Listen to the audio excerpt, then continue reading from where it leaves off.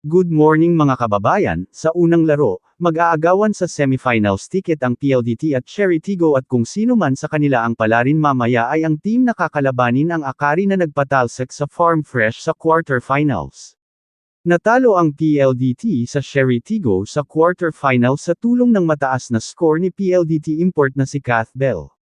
Magtutuos naman ang Creamline Cool Smashers mamayang alas 6 katapos ng pagtutuos ng PLDT at Cherry Tigo mamayang 4 p.m. sa Phil Oil Eco Oil Center sa squad ng San Juan sa Maynila.